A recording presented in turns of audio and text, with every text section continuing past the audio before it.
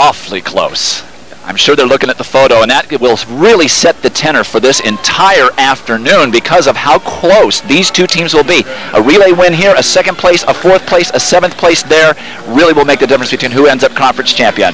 She looks very confident. Let's turn our attentions right now to our first field event of the day, and it is the men's long jump, right? This is Robert Kennedy, the sophomore from Cal, coached by Ed Miller, the field event coach up here, also coached Chris Huffins, and he gets out there. He was the Pac-10 runner-up in the event, but J.K. Mambo, after so many years of competing and placing in the long jump, triple jump, and hurdles, finally wins a Pac-10 title.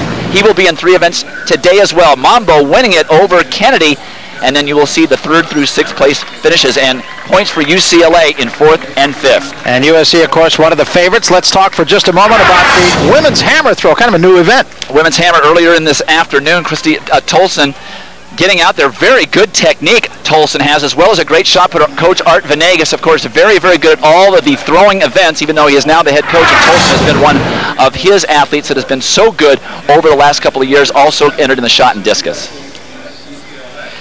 Tolson wins it, 2 of USC, so they stay right in pace, 10 for Tolson and UCLA, 8 for USC. Jennifer Joyce of California finishing in 3rd place, but well behind the winner, Christina Tolson of UCLA. The men's 4x100 meter event will be next. This one promises to be very competitive. I would think, Dwight, pretty much 3-team race here. No question about the fact that USC and Arizona State, on paper, certainly the favorites in this race, but UCLA needing to score points to try and stay remotely in the hunt for the team title. They do not look good on paper this year as they have in years past, as you see how the assignments go. And ironically, once again, UCLA on one side of USC, Arizona State on the outside. Arizona State really not in the best position. USC can be taking a look at what they're doing on paper. The Trojans should take this. And one thing you and I were talking about just before we went on the air, actually, and that is when the 3 favorite teams are running in such proximity to one another, it really opens the door to kind of problems on the handoffs. You know, this is the only team event in track and field, and what happens is you've got the sprinter ego and the sprinter mentality working in a situation where the guy who's receiving the baton says, well, I don't think that my guy's running that fast, so I'm going to take off a little bit later. Or the one guy will say, as we look at Jawarren Hooker, who is favored to win the 100 and the 200, he will lead off for the Huskies. You get the sprinter that's coming in saying, boy, I don't think he's leaving me enough room to take off, and you get these conflicts between team members. You've got that 20-meter zone to hand off the baton, and of course a drop baton is a disaster. Yeah, a disaster that costs valuable points in this, because remember, above all, this is a team competition. Producer Dennis Patrick saying track and field, one of the great team individual sports that there is, that and probably wrestling. But in track and field, you have such diversity with sprinters, middle distance, distance throwers, jumpers. The mentality and the personality of all these different athletes, it's very difficult to coach them into a team. As we see Junior Sultan McCullough, the great tailback for USC, had a problem last year with an injury that he got in the SC-UCLA dual meet, but he's come into form very slowly and methodically this year. Coach Ron Allis says this guy is ready for this week and the NCAAs in a couple. And you can see he's got a football player's body. It isn't interesting how sprinters have evolved over the years. Remember, we used to have a lot of whippets as sprinters, not so anymore. That's for sure. A lot of football players, as we see Marcus Brunson, who, as I mentioned earlier, run in the shadow of Jawarren Hooker in this conference the entire time that he's been a Sun Devil, hoping to break through in the 100 today. All 3 of those gentlemen entered in the 100-meter final. And Jawarren Hooker, of course, an outstanding football player in the years that he played at Washington. He got hurt in his 2nd year and said, that's it, I'm going for the Olympics. I'm going to dedicate myself to track and field, and he never did come back to football. And certainly a world-class sprinter, Jawarren Hooker. And another guy, of course, that has a football player's body.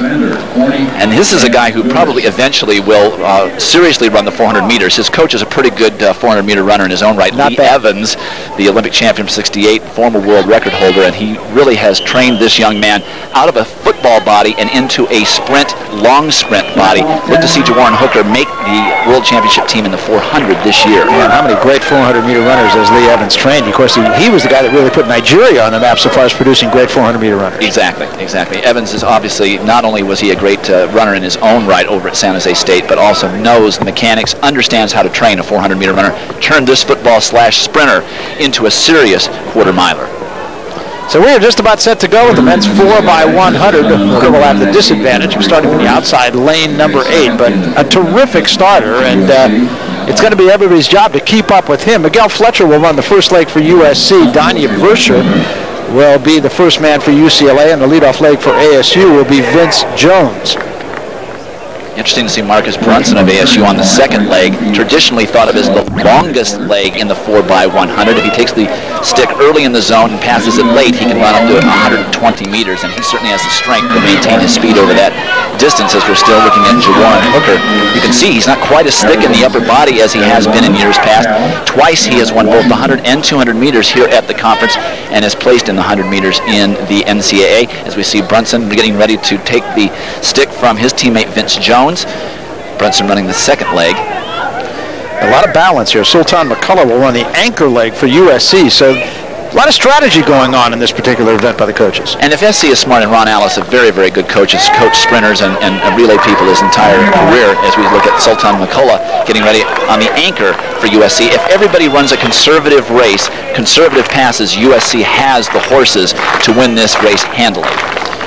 So it'll be UCLA lane 3, USC lane 4, Arizona State lane 5. Those are the favorites, but in leg 1, you certainly have to look at Jawan Hooker. Now Hooker will stand up. He raised his hand and stood up. I don't know whether he had a problem with his blocks or was just not comfortable, but that's the equivalent of calling a timeout or stepping out of the batter's box.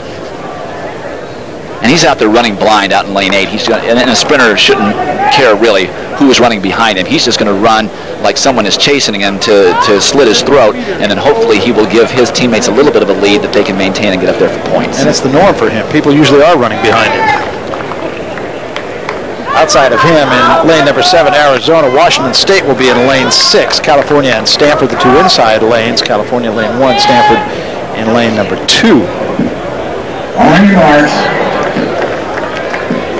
And ironically, Angela Williams yesterday, her first false start ever in track and field competition. Had she raised her hand, as did Jawan Hooker, she would have been allowed to get up and get back in the blocks and probably qualify to today's final. Isn't that interesting? So once again, the runners come to their marks. UCLA with Daniel Verscher on the first leg. SC Miguel Fletcher. Arizona State Vince Jones. And we're underway. Very close start in lane number 5. Getting out very quickly was UCLA. And the first pass very competitive and very close. Looked like Arizona State might have made the first pass. Brunson really running a great second leg for Arizona State. And again, it's ASU making the first pass. Washington running pretty well too. Now starting to come up a little bit and loom on the inside is UCLA. Here's the last pass. Arizona State has it all going their way right now. It's Arizona State and USC. It's going to be ASU, USC, and Arizona finishing third. Very disappointing race for the UCLA Bruins. And part of the problem there is that they've got some people who are beat up. Brian Harrison had problems yesterday. You can see there's a wrap on his leg from here. And he had trouble in the 100 as well as the 200, so he's not at full strength. But there was some poor passing done by the Trojans and some great passing done by the Sun Devils. And let's take a look at the second exchange. This is when Marcus Brunson, their star sprinter, is coming in to pass off to Sean McDonald. This is actually the first exchange in the second leg. This is from Vince Jones to Marcus Brunson. Watch how Brunson, really second from the left there, just eats up everybody else down that back stretch, and he ran the maximum distance, probably close to 120 meters, and passes off to Sean McDonald, who maintained that lead through the turn. Then when they went to make the pass, Tony Barani had a great lead at the time over Sultan McCullough, a lead that McCullough could not possibly make up. So Trojans get 8 points here, ASU with 10. Of course, that just delights Stanford. Anytime that USC does not get the points that they need, that plays back into the Cardinals' hand. So, and UCLA, of course, really in trouble in this relay with youngsters and injuries. Yeah, very disappointing performance for the UCLA Bruins. USC finishes second, but an excellent race run by Arizona State. 39-3 unofficially. We'll have the official when we come back. These are the Pac-10 Track and Field Championships. We're in Berkeley, and we'll be back. Got a minute? Introducing Jet Wet. Why waste your time and effort with messy liquids or hand-applied products? Look, with Jet Wet, you just spray it on. It's the world's fastest, wettest high-gloss tire shine. No wiping. It's streak-free, fast-drying, water-resistant. And the jet black wet look lasts for weeks. Amazing. Less than 60 seconds for all 4 tires, and you're done. Jet Wet, because wetter is better. Our dad has gas. Lots of gas. We've tried to get rid of it, but he needs your help. Lots of help. Please, help our dad get rid of his gas. Get a $500 prepaid gas card with any new or used purchase at Auburn and Burien Nissan. Savings up to $11,900. Our dad's got gas. Better hurry, 'cause it won't last long. You push the buttons, you pick the hits. This May, the movies you want are on In Demand. And that's kicking your... You have doubles. I come to win.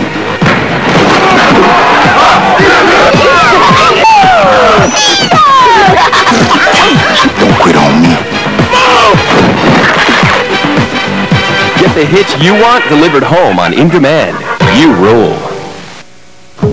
Few careers match the excitement and earning potential of selling television advertising. Adelphia Media Services, a leader in cable television advertising, is looking for energetic and enthusiastic sales professionals to join our team.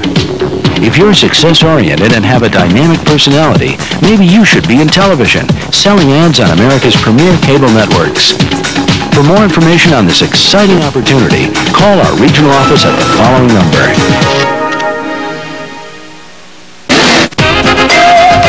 You're watching Fox Sports Net. We welcome you back to Edwards Stadium here in Berkeley. We come now to the women's 1500, and interestingly enough, Dwight, a little bit of wisp of a breeze has started, and that's got to help these runners, I would think. I would think so, with all of the heat that we've got. As you see the 11 runners that are running in this particular race, you see a lot of Stanford runners in this race, which should not be surprising. And the one real important part of the team battle down there at the bottom, Lucina Ligage of USC, if she is able to get up there for points, I'm talking about 3rd, 4th, 5th place, that will really help the women of Troy. Here are the conference records: 4:17:20, the Pac-10 record; 4:05:81, set by Sonia Sullivan of Villanova 10 years ago, is the NCAA record. And we are set to go. Hard to pick a real favorite in this event. You're looking at Sally Glynn of Stanford, Ashley Cooper of Stanford alongside her, also very tough, and so is Lauren Fleshman. I mean, this is an event that you have to think Stanford could dominate. They're at the mark. And underway in the women's 1500. 4 laps. And expect to see some team tactics here with as many Stanford runners in this race. The metric mile, of course, this is site of some phenomenal mile running in the past. Jim Ryan set world record up here on this track about 34 years ago. Has been site of many great track and field competitions. The USA versus USSR track meet in 1971. The world high jump record was set. Yes, it was. Matzdorf, right? Correct. Very good. Pat Matzdorf. Arizona's Beth Hoge is the leader right at the moment, early in this race. And again, and I think you pointed this out, Dwight, but so far very tactical race, and that's what we expect today. Fleshman coming up for Stanford to lead the way. And there's certainly going to be a team tactic as to what the pace should be to try to maximize Stanford's ability to finish as many of their 4 runners in the point situation. Stanford not really in the team hunt per se, but continuing to dominate and show their dominance in the middle distances and distances certainly helps their recruiting. Lauren Fleshman of Stanford with about a 5-yard lead right now. 2 Arizona runners, Beth Hoge and Erin Doherty alongside her. Roughly a 70-second first lap as they string themselves out, and that's important because when you see them running in a pack too close together, that's when you have the potential for some problems. You got tripping, you get people getting spiked, and when moves are being made, it can get really ugly. So it's good to see that the pace is honest and it's starting to string the pack out a little bit. And again, still very close race and very much of a tactical race. Lauren Fleshman of Stanford continuing to lead. She took the lead about 200 yards into the race and has continued to hold on to that lead. Running in second place, Erin Doherty of Arizona. And now moving into third place is Sally Glynn of Stanford. So it is Fleshman, Doherty, Glynn, and Ashley Cooper of Stanford moves into fourth place right now. Right at 2 minutes with 2 laps to go. So they're, depending on when the running really begins, and if Doherty decides to go ahead and take the lead from Fleshman, we're looking to probably see something in the neighborhood of 4:15 to 4:20 as a finishing time. So it is Fleshman, Doherty up on her shoulder now, Glynn and Cooper of Stanford. Melinda Ilmore of Stanford also starting to move into the picture now. So all the Stanford runners definitely in point-gathering position, and this will be a big event for them. Not unusual for them to get upwards of 20 points in an event like this at the Pac-10. Fleshman continues to take the field through. Doherty running in second place. And it's interesting, this is a little bit like the way the Kenyans do it. Fleshman, just a sophomore, she's being made to do all of the work, and of course she'll suffer for it eventually, as Doherty is marking her right there. Very smart running there, making anybody else from Stanford like Cooper and Glenn go around her, coming to the Bell Lab. And it's all Stanford with Doherty, the only Arizona runner. Now it's Doherty comes up on Fleshman. Glenn running in third place. Alongside her, it is Ashley Cooper and Melinda Elmore. Stanford running second through fifth right now, and then they'll just file behind Doherty and try and get a point where they can either make a move here on the back stretch and box her in, which looks like may be the tactic right here, as you see Fleshman starting to feel the pain of having led that race pretty much from 200 meters out, and now Stanford is first and second and going for third. That's Melinda Elmore, who has come up to run on the shoulder of Fleshman, but Fleshman continues to take the lead. Elmore running second. Doherty now back in third place, and a couple of other Stanford runners coming at her. Number 220 is Lauren Fleshman, who has dropped back actually, as Glenn on the lead right now. You could have predicted that it would have turned out this way. Glenn pushing up the home stretch nicely. And Glenn is going to get this win. Lauren Fleshman of Stanford will be second. It's going to be all Stanford. Moving into third place is Ashley Cooper of Stanford, and the fourth Stanford runner, Melinda Elmore, is there as well. So a 1, 2, 3, 4 Stanford finish. Not bad. Not bad at all. Mid-20 points for the Cardinal, and very nice to see the sophomore Fleshman, who really did all the work in that race, come back and finish second. That really has got to be promising for Stanford for the next 2 years, that she has the kind of strength and the kind of moxie to come back like that. Sally Glenn, a very nice 4:16.6 unofficially. All right, let's take you to one of the field events right now, the women's long jump. Dwight, tell us about it.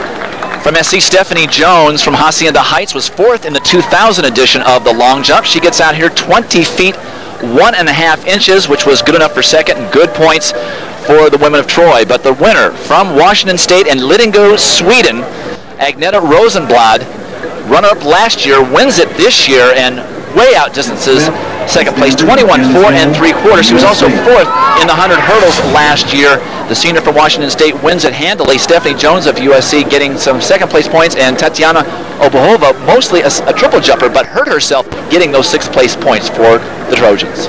That's the way the women's long jump went. Let's turn our attentions for a moment now to the men's hammer throw. Norbert Horvath, twice the Pac-10 champion in this event, from Szombathely, Hungary. Of course, you remember Balázs Kiss of Hungary, who won this conference meet 4 times in a row and ended up being the Olympic champion in the event in the 96 games in Atlanta. And Horvath way out distances his competition. Here he was the runner-up in the NCAA competition in 1999 when he was a sophomore. And look at the result here. He outdistances second place by nearly 30 feet. Horvath wins it. Belowski gets second for Stanford. UCLA fifth with Scott Moser. That's the way the men's hammer throw went. Our last track event, the women's 1500, and it was all Stanford 1 through 4. We'll welcome you back. We're at Edwards Stadium. Very warm and toasty day. Just a little bit of a breeze to cool things down ever so slightly, but still not optimum conditions for track and field athletes, especially 1500-meter runners who we're about to see right now. They would prefer it was a little bit cooler. I think that you're absolutely right, but the 5,000-meter runners are going to really be suffering later on this afternoon. 10,000-meter runners yesterday running in very nice conditions. As we look at Olympian Gabe Jennings of Stanford, just a junior, and you never know what this guy is going to do. What an incredible talent he is. And it'll be interesting to see how he runs this race, because he is coming back in the 800 as well. Yeah, very tough double. His teammate, Michael Stember, however, has passed on the 1500. He will only run the 800. So Jennings of Stanford, the favorite in this race, but it'll be interesting to see what kind of tactics he uses. A couple of other people to watch. Donald Sage of Stanford. He'll be wearing bib number 204. Brandon Strong of Arizona State, and California's John Collin as well. We're underway, and Jennings goes right to the lead. 4 Stanford runners in here, including Jonathan Riley, who is also going to be running the 5,000 meters. At last year's Pac-10, Gabe Jennings ran the 800, 1,500, and entered the 5,000, and was not a placer, and that made the difference between Stanford winning or not winning, that is, the Pac-10 crown. He just wasn't able to come back after that tough a double. But Jennings, in this case, opting to set the pace. He's got his teammates all around him right now. Alongside him, that's Jonathan Riley. Here are the Pac-10 and NCAA records. Pac-10 record not out of the question for Jennings, but as Dwight Stones mentioned, he's very likely to try to save a little something. I think that he's running for points. Stanford's men's team very much in the hunt here for the team title. They know it. SC knows it. UCLA certainly knows it. As Jonathan Riley now takes over, he was also scheduled to run the 10,000 last night, decided to pass on that. They had a number of athletes in there. Riley now pushing the pace. Jennings right behind him. He'll be running the 5,000, as I mentioned, a little bit later. And one of the Arizona State runners starting to move into the picture now, moving into second place. So it continues to be Riley on the pace.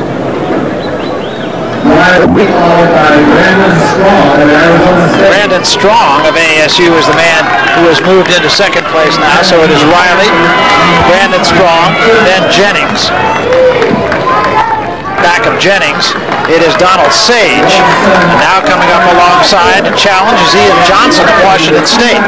147 with 2 laps remaining, and this is pace has slowed a little bit. You can see the athletes bunching up, and you always have to look for problems because someone's going to try and get out of a box and maybe put a lead or put a gap on some of the runners in front of them, and they have a trouble getting out. They've got to slow down. They spike somebody. This is always problematic unless you see them start to stretch things out a bit. Riley, Strong, Jennings, and Johnson in that order. Now starting to loom up a little bit is Philip Prince of Arizona State. He's running on the outside and has just passed Jennings, or come up on Jennings' shoulder, into fourth place. It's about 2:05 at 800 meters, so Jennings trying to save as much energy as he possibly can, and Jonathan Riley helping him in that situation. But remember, Riley has to come back and run the 5,000 meters, so he can't be thrilled that he's out here pushing the pace in the 1,500. But they're doing what Coach Lanana feels they have to do in order to maximize the 4 people they've got in this final. So it is Riley in first place right now, Strong of Arizona State in second place, Prince of Washington State, or rather of Arizona State, running in third place, and Jennings saving a little bit of ground here, running on the inside. But again, positioning could be a problem. So it's the 2 Stanford runners and the 2 Arizona State runners as we come to the bell lap. Jennings is in quite a box right now, and he knows it, but Riley starts to drop by on the inside. He actually catches Jennings up a little bit. And watch him, look at this burst of speed. Now he's measuring the athlete in front of him. He knows how much strength he's got with 200 meters to go. And he goes by him on the turn. Yeah, just blew by him, too. Jennings just kind of waiting his time and just blowing by the competition. And making a pretty good run on the outside is his teammate. And now, coming back into the picture is Donald Sage. So it is Jennings, Sage, and coming up to finish in third place for Stanford is Grant Robinson. Stanford finishes 1, 2, 3, 4 in this event, just as they did in the women's event. And believe me, that was not by accident. That was by design on both the women's and men's side. Vin Lanano, very, very smart, utilizing his people well. It'll be interesting to see how Riley comes back in the 5 and Jennings comes back in the 800, and he runs under a 4-minute mile pace. Unofficially 3:42.9. The first 4 people there to congratulate him, the first 4 women in the women's 1500. We're coming back. How much PC can 849 get you? More PC than we can tell you about in 30 seconds. A super fast Intel Pentium 3 processor, CD-ROM, accelerated graphics, pro quality audio system, monitor, one-touch internet access, lots of memory, plus 5 color choices, red, green, blue, purple, and orange. And that's just for starters. The compact Presario 5000T. Let us build one for you. Call toll-free 1-888-252-0730 for all this, and we'll double your memory for free. Hey, do I have time to mention the... Are you one of the millions of American males who would like increased sexual energy? If you've been considering Viagra as a solution, consider something different. All-natural Enerx. Clinical studies show various ingredients of Enerx enhance sexual energy, increasing desire, performance, and and satisfaction. Enter-X is all natural with no side effects. With Enter-X, you'll feel the increased energy within minutes and with no chemicals. We're so sure you and your mate will be completely satisfied. We'll offer you a 30-day, no questions asked, full refund. Enter-X stimulates sexual energy by expanding the blood vessels, causing increased blood flow to specific areas of the body. Unleash the power of Enter-X now.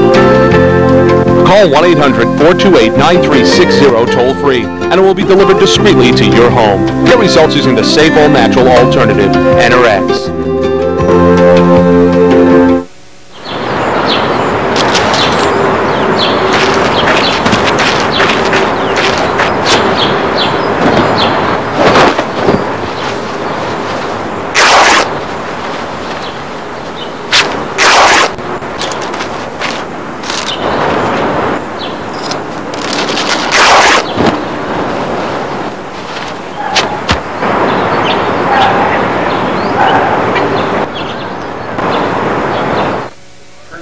Welcome back to Edwards Stadium in Berkeley. Those umbrellas that you see are not for rain. They are to keep the sun off the spectators here. These are the Pac-10 Championships. Let's go to the field right now. Jim Watson with a guest. Jim? All right, Barry, thank you very much. Just like it was on the women's side, the Stanford runners dominating this race. It started out a little bit slow for you, and then you took it over. Hey, man, it was sick. You know, I got another one coming, so. But I told you that Cardinal flow would come, didn't I? You did. It came like a tidal wave, and I think it's still going to go a little bit higher. You had a little trouble on the backstretch there on the bell lap. It looked like you got boxed in, and then you finally found a little room to race. You know, I felt boxed in most of our race, and I kept thinking patience. You know, it's going to open up, and it didn't open up, so I had to open it up for myself. But you took a little look back at about 30 meters, and then you saw the freshman Sage right on your heels. Yeah, it's hard to miss that Cardinal color, man. I love it. Did you save anything for later? I got some in my legs. I feel good. It's always a big meet. Gabe Jennings, one of the biggest stars here, Barry. All right, thanks very much, Jim. Dwight, you know, the thing, that's exactly what you were talking about before. This is a team sport. You can really hear it in Jennings. I think that it's the thing that I miss most about competing as an open athlete or as a professional athlete is the camaraderie and your contribution to the points that the team needs to win the team title. When I was at UCLA, my points helped win the NCAA championships and the Pac-8 title. That was great. Well, he said it came like a tidal wave. We come now to the men's 110-meter high hurdles. This is another very competitive event. From lane 1, going the other way, Terry Ellis of Oregon, Micah Harris alongside him from Oregon. Mambo, who won the long jump yesterday, will be in lane number 3. Aaron Watkins of Washington State, lane 4. Anthony Galaviz of Arizona State, lane 5. Ryan Wilson, SC, lane 6. Charles Ryan of UCLA in lane 7. And Eric Dudley of Washington State in the outside, lane number 8. Runners to watch here, Aaron Watkins of Washington State. As you look at the Pac-10 meet record by the inimitable Greg Foster, 13:43. I think he just retired, didn't he? Yeah, I think he may actually be coming back. Yeah. Three-time world champion, and of course Ronaldo Nehemiah, one of the greater hurdlers this country's ever seen. So we are almost set to go. Watkins will be in the middle of the track. He'll be in lane number 4. There is a look at G.K. Mambo. Mambo already a winner in this competition, so he's got to be feeling it a little bit. He'll be running right alongside Watkins on his left shoulder, and Anthony Galaviz of Arizona State will be on his right. Can't look by Ryan Wilson of USC either. USC and UCLA, they want to make it in the sprint events, much as Stanford wants to make it also Galaviz of Arizona Aaron Watkins, who was the runner-up in this event and won it as a sophomore, but had some injury problems last year. He is, according to some, maybe the favorite to win this race, even though Ryan Wilson, now a sophomore, won the title as a freshman without Aaron Watkins in that race due to the injury. But G.K. Mambo is already on a roll, having won the long jump. And then from Arizona State, Anthony Galaviz. Also, Watkins and Galaviz both from San Jose, right by nearby where we are now in Berkeley. Which at one time, of course, was one of the great hotbeds of track. Especially for sprinters and hurdlers. So almost set to go in the 110-meter high hurdles. Watkins will be in the middle, as we said, Galaviz and Mambo on either side of him. Ryan Wilson, who has to be considered one of the prime competitors in this event, will be a couple of lanes removed from Watkins, so he's just going to have to worry about himself and not worry about what Watkins does. And there's a real opportunity for USC to get points because Stanford has no entries in this event. USC mostly a sprint, hurdle, jump school in this Pac-10 meet. They do have a sprinkling of middle distance and distance people, but they're going to get most of their points in the sprints, hurdles, and jumps, as well as relays, of course. So needless to say, who gets out is extremely important. Watkins, lane 4, they're set. And it's a good start. Getting out very quickly was Galaviz from Arizona State. It was Galaviz and Watkins. Now Watkins takes over the lead. Over in lane number 2, that's Micah Harris of Oregon. It is Watkins, Harris, Watkins and Harris. And Watkins wins at Harris second, and there for third place was Mambo of USC. That was really a disastrous race for USC. Mambo having to really work off the last hurdle to get up for that third position. I'm not certain he actually got it. He may have been fourth, but Ryan Wilson ran an absolutely miserable race. The defending champion looked terrible. But Aaron Watkins really running well, as was Micah Harris of Oregon. But Watkins out early in that race. Let's take a look at the Cougar. Was not able to be in this meet last year because of injury. You see him there about 5th from the right. Right in the middle you can see the white stripes. Very well concentrated on his row of hurdles. But Watkins being pressed all the way on his right by Anthony Galaviz of Arizona State. And very close between Galaviz and Harris first, second, and third. And I think Mambo ended up third. Let's take a look at the start. Of course, no false starts allowed in the collegiate ranks. And Watkins getting out very, very nicely, as did Galaviz. As you said, Barry, very, very good start for both of those. As I mentioned, both with them from nearby San Jose, so they have sprinting in their blood. Watkins there on the right, Galaviz next to him on his right. Watkins just more of a stereotypical American hurdler, built more like Greg Foster, 6'2" or 3, about 180, 85. And let's see, looks like Mambo may have gotten third, but boy, I'll tell you, that is not the kind of points the SC was hoping for in this race. Awful close. It'll depend on the lean for third place. Great race by this guy, Micah Harris. He was considered an outsider, 13.7. His best so far this year, in fact, almost 13.8, 13.79, and Harris running his best race of the year to finish second. Well, this is a nice place to have your best race over the next few weeks between the conference meets and the NCAA championships up in Eugene, Oregon. That's the time to run. 13.3 unofficially. Be interested to see the photo on that, but that's an excellent race. And finally, back on the top stand for Aaron Watkins in the 110-meter hurdle. Let's talk about the men's shot put for a moment, Dwight. Scott Moser, the junior from UCLA, out close to his personal best. He doesn't seem that happy about it, and he ends up second. This is David Wood of Arizona State, who gets a personal best, 62.6 and a half. The JC transfer wins the event over his UCLA competitor by just a little over 6 inches. Moser gets second for UCLA, and then Ames of UCLA getting fourth, Wigan 6th. So good points for UCLA in the men's shot. Yeah, UCLA, 3 of the first 6 positions in the shot put, and that'll help them in the team competition as well. Just about set to go with the women's 100-meter hurdles. Before we get there, we'll remind you that on the field they're invincible, but off the field they're all too human. Fox Sports takes a look at the athletes you thought you knew. Beyond the Glory takes you inside the hidden world of sports' biggest stars. It's Beyond the Glory, and it's Sundays at 8 right here on Fox Sports Net. The women's 100-meter hurdles right now, and a very good field headed by Michelle Perry of UCLA. Perry with a best of 13.18, and that's a couple of ticks better than anybody else in this field. But stranger things have happened. Here are the lane assignments. Eleni Richardson will be in lane 1 from Washington State. Sheena Johnson, UCLA, and her teammate Michelle Perry alongside her in lane 3, Natasha Neal, who could challenge in lane number 4. Agneta Rosenblatt, who already has won the long jump competition for the women for Washington State in lane 5. Seneca Holmes, lane 6. Alexandra Komnos in lane 7. And Lindsey Johnson of Stanford on the outside in lane 8. But clearly, a woman to beat, Michelle Perry. She is in lane number 3. Now, Natasha Neal qualified with a 13.19 clocking. That's just 1/100th of a second slower than the best put up by Perry. Perry, twice the Pac-10 champion and an integral part of UCLA's NCAA indoor championship title back in March.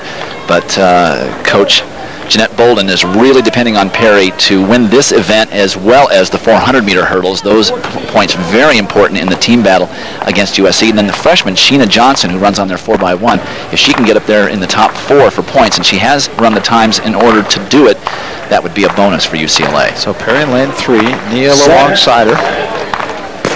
underway. Good start, and Perry got out very quickly. And now trips. Perry is well behind. She's really going to have to hurry. Neal is in the lead.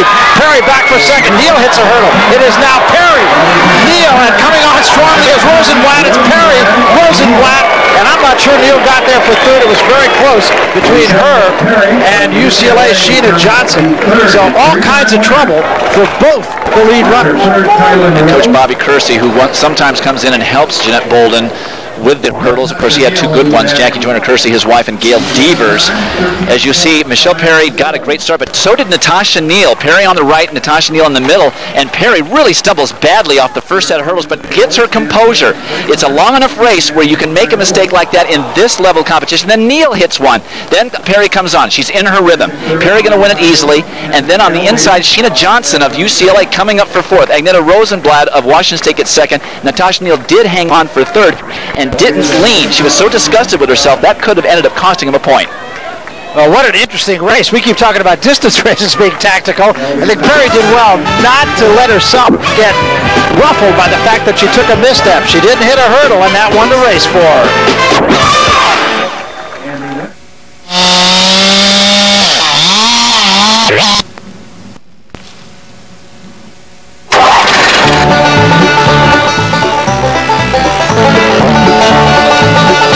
The thing I like the most about the DR Chipper is the quality.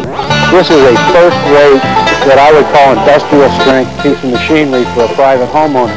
The DR Chipper is a wonderful machine. I can put a 20-foot long tree in it. It'll take the whole thing without bogging down. DR Chipper will do heavy wood or soft wood. I've done cherry, hollies, oaks. It does the job, and that's basically what people are going to put their money up. That's what they want. Something's going to do the job and do a good job, and that's DR. Now get free shipping for a limited time on the amazing DR Chipper. Call 1-800-641-9977. That's 1-800-641-9977. Or visit us online at drchipper.com. Take it in, take it in. Isn't your son on the team? Yeah, starting center. My daughter's a cheerleader. She's the third one from the left. She's pretty light on her feet for a fat girl. Yes! The Last Word with Jim Rome. The only sports commentary that's truly brutally honest. Weeknights at 11:30 on Fox Sports Net.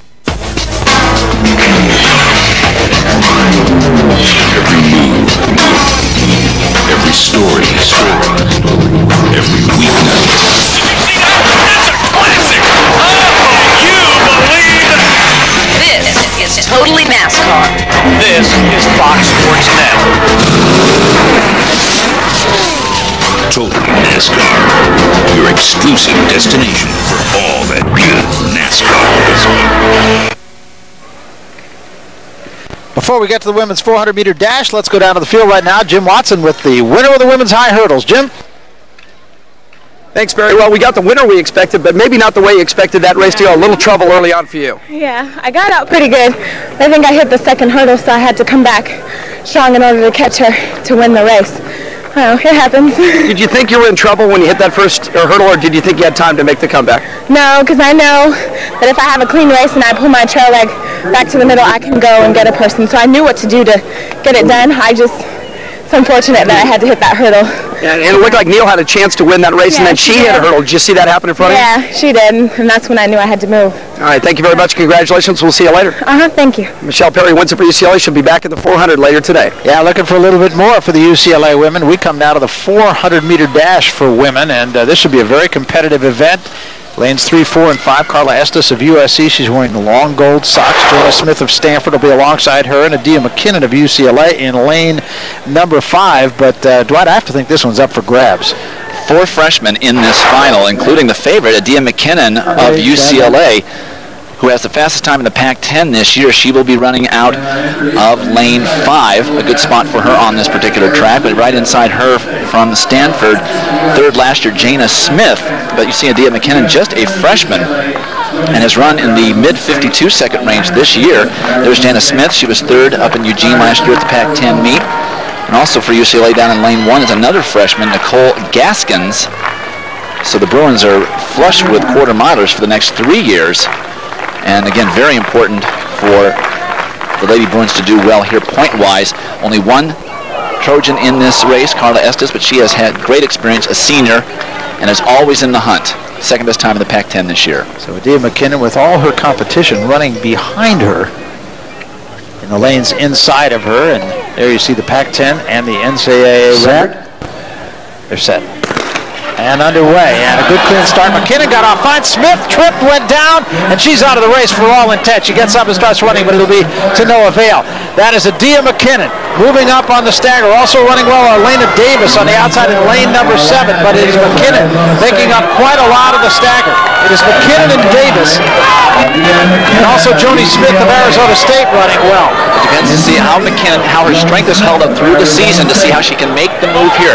Minimum win, she's in great position for the victory. And she comes off the turn in first place. It is McKinnon, then the 2 Arizona State runners, Smith and Davis. McKinnon with Davis and Smith and Davis. Still McKinnon, Smith second. Estes trying to make a move. Davis starting to tie up a little bit. It is going to be McKinnon who wins it. Smith of Arizona State will hold on for second, and Davis is going to pass Estes for third place. And again, USC losing valuable points in the final jumps.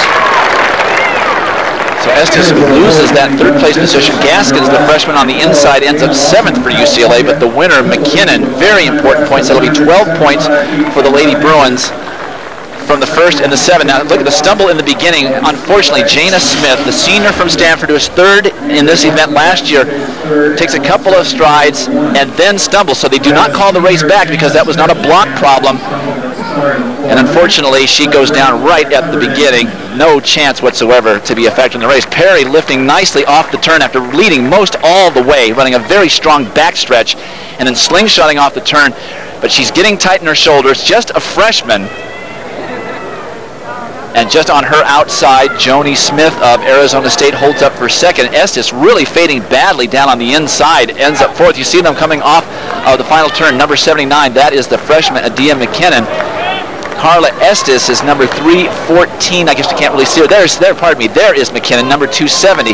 Really finishing strong for having run such a hard race all the way through. And Estes giving up that one place could make the difference in the final analysis. Yeah, Estes never really seemed to be in the race, to tell you the truth. Exactly, and poor Jana Smith. It's the conference meet. She stumbles out of the blocks. That's really unfortunate. She'll have a chance back in the 4x400 later. She was one of the favorites, though, and she finishes last. And so as a result, Stanford hurting in the point department through no fault at all of Jana Smith. The women's shot put earlier today. And from USC junior Cynthia Demuli, a personal record, and a 2-foot personal record is Christina Tolson, the huge favorite, steps into the ring, spin thrower. She trains with John Godina, who is the twice world champion and Olympic silver and bronze medalist. And Tolson, with a nation-leading throw in this event, 58 feet, 3 3/4 inches, but the SC Ladies of Troy really doing well here, a total of 14 points that they were not expecting, 2-foot personal best, and that really did help their chances here in the team title. You're looking at over the rim of Edwards Stadium on Bancroft Avenue, Berkeley, California. Let's take a look at where things are right at the moment in the team scoring amongst the men. USC with an 11-point edge on Stanford, but some of Stanford's big events still to come.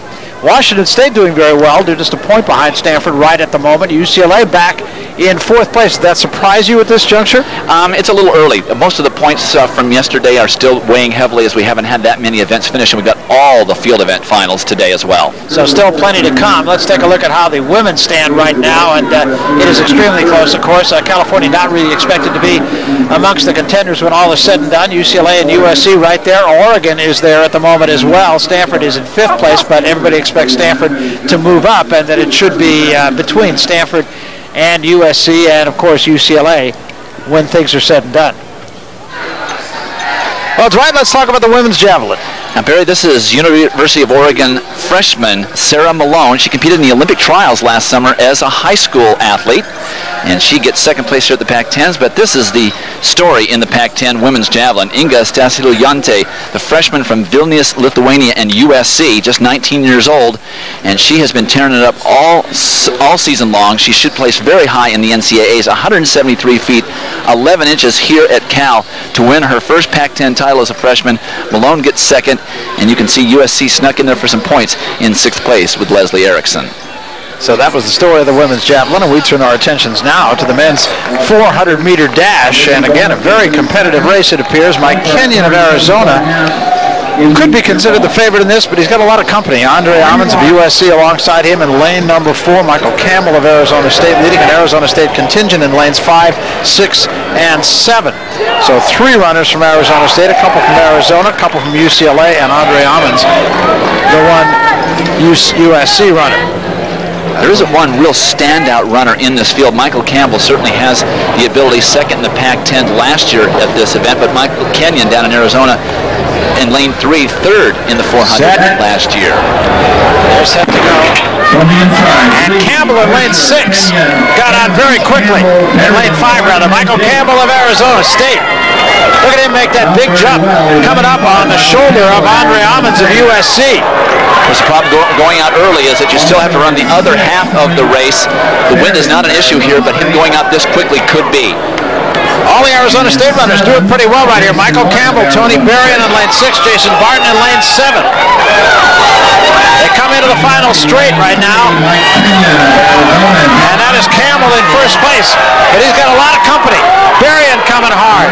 Barton coming hard. And now Kenyon of Arizona is starting to come up. Here comes Kenyon. It is going to be Berrien who's going to win it. Kenyon finishes second, and Campbell hangs on for third. I have to tell you, Barry, Michael Campbell and Mike Kenyon's fortunes were going in opposite directions at the 200-meter mark. Campbell was way out in front, having run a very hard first 200, and Kenyon appeared to be completely out of it. Third last year, he certainly had the reputation of being a contender, and then out of nowhere, with about 80 meters to go, he slingshots off the turn. Campbell in command at this point. Now you can see Kenyon really pumping his arms hard, turning it over better than anybody else on the right of your screen as he's coming up. Campbell is really fading, and here comes Tony Berrien of Arizona State. We hadn't really had a chance to even look at him too closely. All 3 Arizona State runners with about 100 meters to go were right in command, but Berrien wins it, and Kenyon comes from nowhere to get second. Campbell hanging on for third. Well, Berrien wins it. He's got a very smooth, almost an innocuous style, kind of snuck up on everybody. Past his teammate Campbell, who looked for all the world like a winner. He wins the race. Kenyon of Arizona with that late rush coming off the turn, finishing in second place.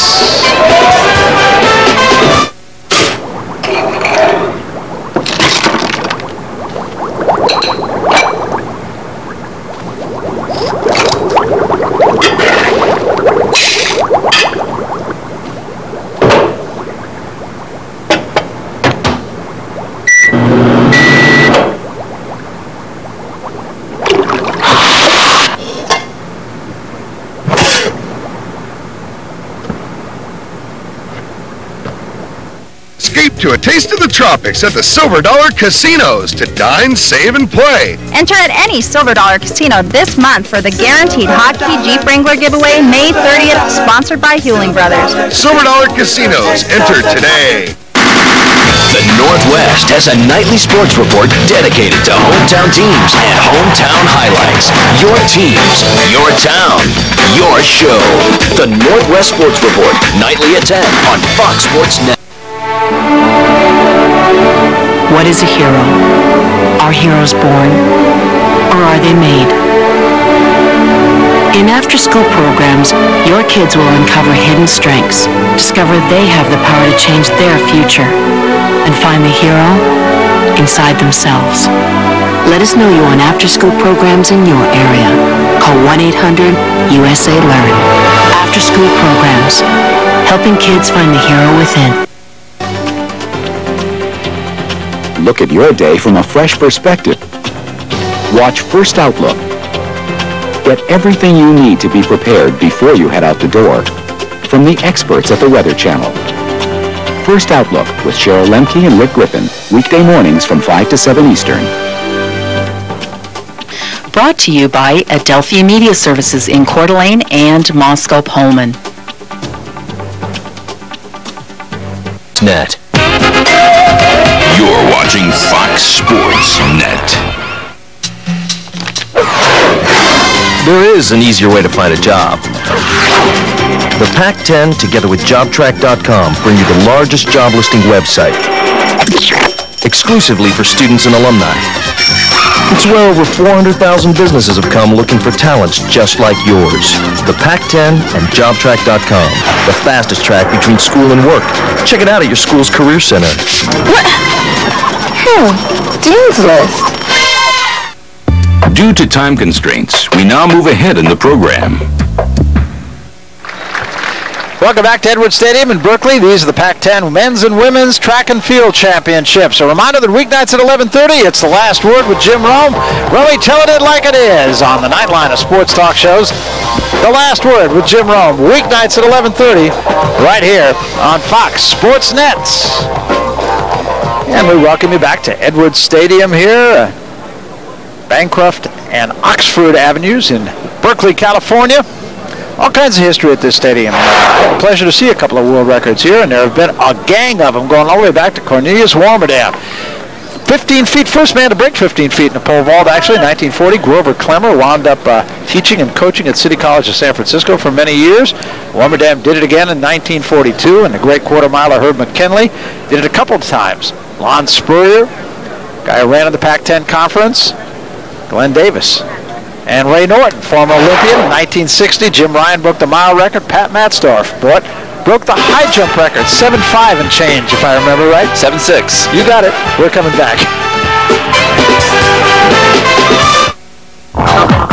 The equipment that the Navy has is state of the art. A lot of the equipment that I work with is leading technology. I spent most of my Navy career working in satellite communications. I actually went through 15 months of school. Been through very extensive training in mathematics, physics, chemistry. They train you to be the best, and they expect you to be the best. It probably would have cost me around $25,000 for the total amount of training I went to. My parents were very excited that the Navy was going to pay for 4 years of college. College professors come aboard to teach us while underway. I am 2 courses away from my criminal justice degree. What you've seen is just part of the story. Call this number now for your free 12-minute video and see how the Navy can jumpstart your life. Check out the jobs, training, and money for college that are waiting for you. My Navy experience allowed me to step right into a respectable and fun job. Navy, accelerate your life.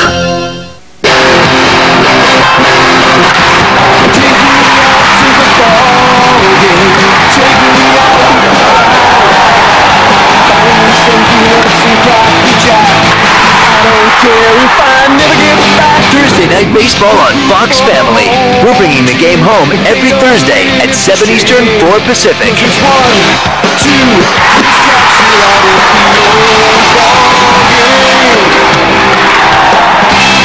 Happy birthday, dear Coach.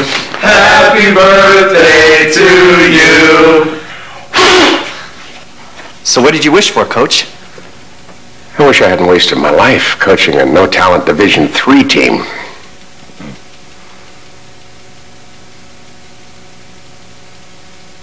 The Last Word with Jim Rome. The only sports commentary that's truly brutally honest. Weeknights at 11:30 on Fox Sports Net. Escape to a taste of the tropics at the Silver Dollar Casinos to dine, save, and play. Enter at any Silver Dollar Casino this month for the guaranteed hotkey Jeep Wrangler giveaway May 30th, sponsored by Hewling Brothers. Silver Dollar Casinos. Enter today. Got a minute? Introducing Jet Wet. Why waste your time and effort with messy liquids or hand-applied products? Look, with Jet Wet, you just spray it on. It's the world's fastest, wettest high-gloss tire shine. No wiping. It's streak-free, fast-drying, water-resistant. And the jet black wet look lasts for weeks. Amazing. Less than 60 seconds for all 4 tires, and you're done. Jet Wet, because wetter is better. How much PC can 849 get you? More PC than we can tell you about in 30 seconds. A super-fast Intel Pentium 3 processor, CD-ROM, accelerated graphics, pro-quality audio system, monitor, one-touch internet access, lots of memory, plus 5 color choices, red, green, blue, purple, and orange. And that's just for starters. The compact Presario 5000T. Let us build one for you. Call toll-free 1-888-252-0730 for all this, and we'll double your memory for free. Hey, do I have time to mention the... Escape to a taste of the tropics at the Silver Dollar Casinos to dine, save, and play. Enter at any Silver Dollar Casino this month for the guaranteed hotkey Jeep Wrangler giveaway May 30th, sponsored by Hewling Brothers. Silver Dollar Casinos. Enter today. Edwards Stadium, the scene of the Pac-10 Conference men's and women's track and field championships. This now the women's 800-meter run, and a clear-cut favorite here, Brigitte Langerholtz of USC. And Langerholtz fourth in the Olympic Games at this distance, just missing the medals. And it would look as though UCLA has USC outnumbered in this, and as far as bodies, they certainly do. But USC has the top two people in this event, with Langerholtz and Alexandra Deren of Poland.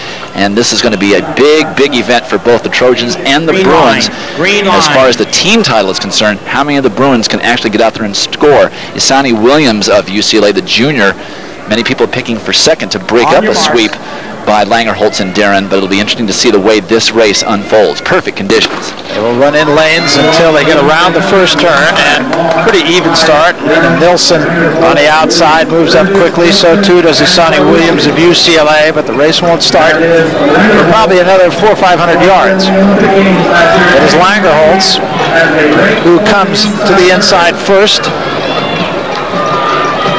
Behind her, Tiffany Burgess of UCLA, and now it is Deren moving up into second place. So it's Langerholtz, Deren, and Burgess in that order. Jessica Marr of UCLA runs fourth, and Isani Williams of UCLA is fifth. The NCAA championships last year, Brigitte Langerholtz leading the 800 meters, but it was very hot and humid in Durham. And right about here in the second lap of the race, she just faded badly, almost a heat stroke. And that was the difference between the women of Troy getting second and running up as opposed to winning that title. Actually seems to be a little cooler now than it was earlier in the day here in Berkeley. Here's the Pac-10 meet record and the NCAA record, and Langerholtz having it her own way at the gun lap. Deren running second, and now coming up alongside him, Burgess of UCLA and Williams of UCLA. In fact, 4 UCLA runners running in a group. Now Burgess passes Deren for second place, and here comes Williams passing Deren, and Barr coming up on Deren's shoulder. 59-second first lap, Langerholtz easily controlling the race, but she was hoping to drag her teammate, and Alexandra Deren of Poland, the junior at USC, is now fading badly. UCLA second, third, fourth, and fifth. That would be the best possible scenario for them. We'll have to see if Deren has anything left in the tank. Langerholtz clearly in front. She's got about a 20-yard lead on everybody else right now. It is Marr of UCLA running in second place, or Burgess, I beg your pardon, running in second place. Williams, UCLA in third. Then it's Marr and Nilsson, and now coming up on the outside, Deren coming back again, and she's going to reel in all the UCLA runners. So it is going to be Langerholtz who wins it easily by about 30 yards. Deren of USC comes second. Nilsson of UCLA finishes third ahead of Burgess, Marr, and Williams. That is probably the way it was expected to go. Maybe Williams being able to get a second, so that change in points, 1 point one way or the other, of course, could make a difference down at the end. But what a great comeback by Alexandra Deren. She just sort of took a little bit of a breather there with about 200 meters to go, and then she worked her way back into the race and had a very strong finishing straight. Look at the way she is lifting.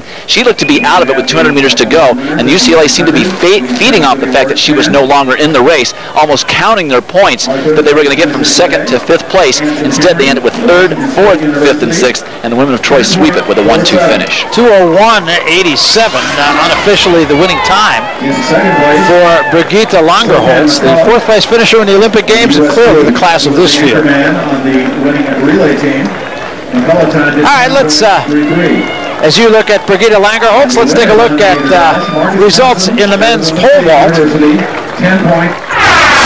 This event held yesterday. Bubba McLean of Cal, the junior from Hawaii, coached by decathlon coach Ed Miller here at Cal, and a personal best, and he ends up with second place points in the Pac-10, but this has been the favorite all along. Dennis Kolev of USC, and Jerusalem, Israel.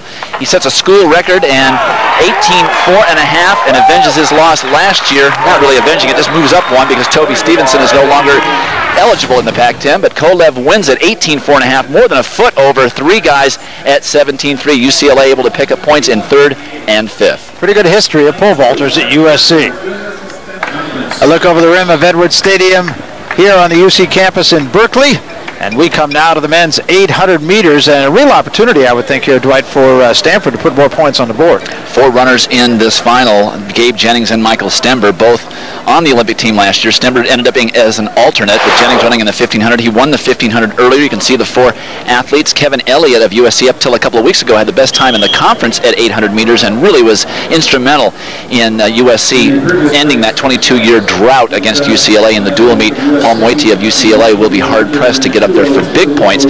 Stanford should really go 1-2 in this, and as well as pick up other points. Very important in their team title hopes. They are the NCAA Division I team champions, but they haven't been able to win the conference meet. It really puts the onus on Kevin Elliott of USC. There is a look at Gabriel Jennings. He's a guy who is trying to double here. There's a look at Kevin Elliott, about whom we just spoke. Elliott very capable. And Michael Stember, who is running for the first time today here in the 800, he passed on the 1500, won by Jennings. And in fact, Stanford finished 1-4 without Stember in that race. Stember sporting his aerodynamic look, much shorter hair this year than of years past. Kevin Elliott of USC really runs with a tremendous amount of heart, and those of you who know what I'm talking about in track and field, you'll see the way he runs. He certainly does. Jennings just has an unbelievable amount of talent, and he got through 2 rounds of the Olympic Games 1500 meters. Great experience for him last year. This is like child's play for him. Underway in the 800, 2 laps. They'll run in lanes until they get around the first turn. Jennings already has moved up pretty well, also running fairly well early in this race on the outside, Ross Crumpley of Oregon. And they will come to the inside right here, and it is Elliott of USC who gets there first. Stember running alongside of him, and then Ryan Carroll of Stanford up on his shoulder. Hassel of Stanford running in 4th place right now. Jennings trying to save a little ground as he lets Moiti go by him of UCLA, and Jennings right now they're in 6th and about to drop back to 7th. Now, Elliott has to run the race this way. He's primarily a 400-meter, 800-meter runner, even though he did run the 1500 against UCLA and scored important points.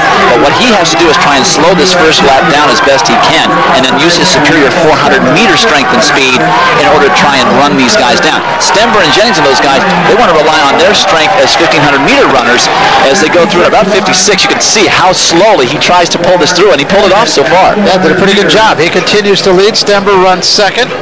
Carroll and Hassel of Stanford running 3rd and 4th. Jennings still running on the inside. Moiti outside of him, and Jennings again getting himself in a traffic problem. Now he's a little bit clear for his 1 run. I'm surprised to see Elliott not make a move there. You expect that was exactly what he would want, is as soon as Stember would come up on him, he would go with a spurt. Now he's boxed in 3rd. Moiti is now in the mix in 2nd, and Jennings moving up. Yeah, making a big run right now. Elliott trying to stay in there. Jennings trying to come up on his shoulder. It is Stember the leader. Moiti running at 2nd place. And now Elliott coming back on a little bit here. Elliott leaving a little bit of something. It is Stember who's going to win it. Elliott coming hard. Jennings is not going to be able to get there. Hassel of Stanford coming up on Jennings' shoulder. Stember wins it. Elliott 2nd. Jennings 3rd. Hassel 4th. And Collins finishes in 5th place. I talked to Coach Ron Alice. He said, watch this kid Elliott. I saw him for the first time a couple weeks ago at the SC-UCLA duel, and he really was instrumental in that victory. Kid has a tremendous amount of guts the way he runs. He breaks up a Stanford sweep, and Moiti, who for a while was in 2nd place, unusually faded badly to 6th or 7th. So Elliott breaks up that Stanford sweep, runs a very intelligent race, but Stember just ran away from him. Look at Stember coming off the turn.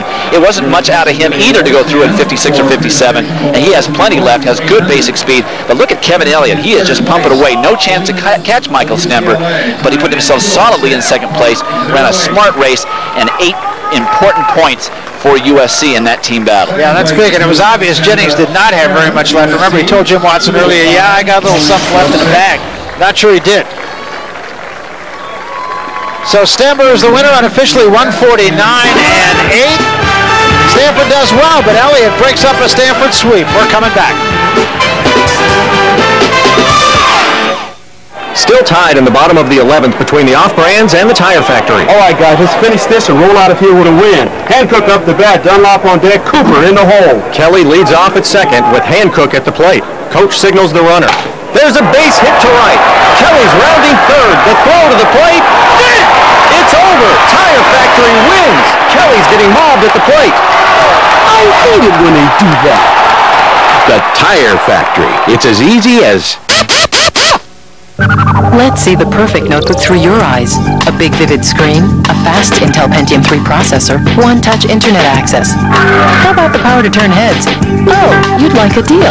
Okay, get the compact Presario 1700T Internet Notebook PC for just $14.98. Order today and add a quick dock port replicator for just $49 more. You truly are a person with vision. Call toll-free 1-888-267-5869 now.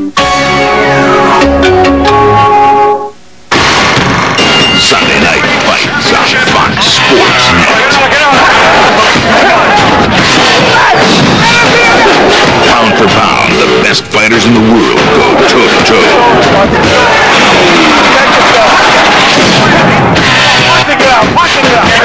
Witness boxing fury from a ringside seat. Sunday Night Fights on Fox Sports Net. Every Sunday before the green flag drops, it's NASCAR This Morning. 2 hours of good times, bad breaks, insights, and outrageousness. Join the host, the driver, the crew chief, and the insider for all the latest developments trackside. NASCAR This Morning, Sundays at 7 on Fox Sports Net.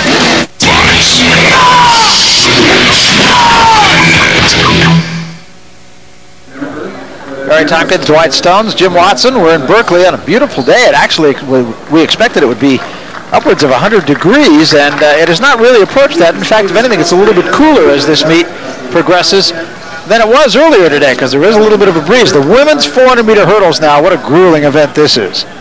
Yeah, I think it's the toughest event in track and field. You've got the combination of it being speed, certainly strength because it's a 400, and then you've got the 10 barriers. And believe me, those barriers, although only 30 inches, look a lot higher than that the last couple as you come off the turn. I bet they do. Michelle Perry and Natasha Neal will hook up once again as they did in the 110-meter hurdle. Sheena Johnson also was in that race. So the three favorites in lanes 4, 5, and 6 have already seen each other once today, with Michelle Perry coming out on the long end ahead of Natasha Neal. But this is a very different race.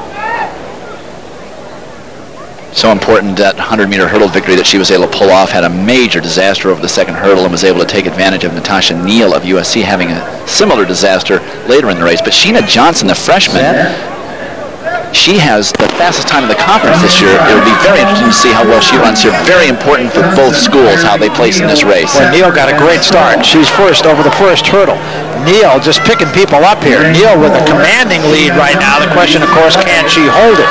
It is still Neal of USC, Natasha Neal. Now Perry starting to come up a little bit. It is Natasha Neal and Perry. The problem for Neal is that, of course, she's out there running all by herself, listening to footsteps behind her. The two UCLA runners, Perry and Johnson, have the advantage of seeing where Neal is. And now it is Johnson coming up on Perry. It is Natasha Neal and Johnson hits that hurdle first. So it is Johnson, Neal, and Perry. Perry looks like she's tying up a little bit. It's going to be Johnson in lane 4 of UCLA. She's got about 10 yards. Johnson of UCLA, Perry of UCLA, and Neal is all done dancing. UCLA 1-2, and I'm not sure that Natasha Neal held on long enough to stop Randy Smith from finishing ahead of her for third. That was very close. I will tell you, Coach Barbara Edmondson and Coach Ron Alice hate to see that when an athlete just slows down the last couple of meters just from pay dirt for the very important points. Natasha Neal on the left, Sheena Johnson on the right, just a freshman, but as I mentioned, she has the fastest time in the conference this year. Michelle Perry really doing the twist. You can tell how this meet has really taken its toll on her. She says she's going to be a heptathlete after she's out of college. Sheena Johnson, the freshman, what a great career she has ahead of her. Way ahead, probably wins this race by 7 or 8 meters easily. And Michelle Perry, the veteran, so strong, holds up for second. Now let's see if Natasha Neal hangs on for third place. And she does get it. She does get it, so she will not get a tongue lashing from Edmondson and Alice, but she might be reminded that that's not the way to finish an important race. But I will tell you, Sheena Johnson, 100 hurdles, 4th place, 400 hurdles, 1st place, and just a freshman. Jeanette Bolden has got to be happy about that. Oh, that's a terrific win for her. And you can see her when she came off the final turn, she was the one that had something left, and right now, she's with Jim Watson. Jim? Yeah, you guys keep talking about it. Just a freshman. Terrific race for you. Were you surprised how easy it was because you won by about 7 meters? Well, I couldn't really tell, but I was really working on my finish coming home, and that was a big part of my race, so I'm glad it turned out that way. Natasha Neal went out very fast in the first 100 meters. Was that the pace that you were looking for? No, I know she goes out fast, so I've been really focused on trying to keep my rhythm and not go out with her, so. Tell me about the rivalry between the women of Troy, USC, and UCLA, because you guys had a great duel a couple weeks ago, and it might come down to you guys up in Eugene at the NCAAs. Yeah, we've been talking about that all year. Like, we've been ranked 1-2 back and forth, and so it's like coming to Pac-10s, we're really going after them. They're coming after us, and the 4x1 was really close in this race, and so it's really hyping us up to know that we have a team like so close to home. Just a freshman, it's got to feel good to be a Pac-10 champ. Yeah, it does. Back upstairs, Barry.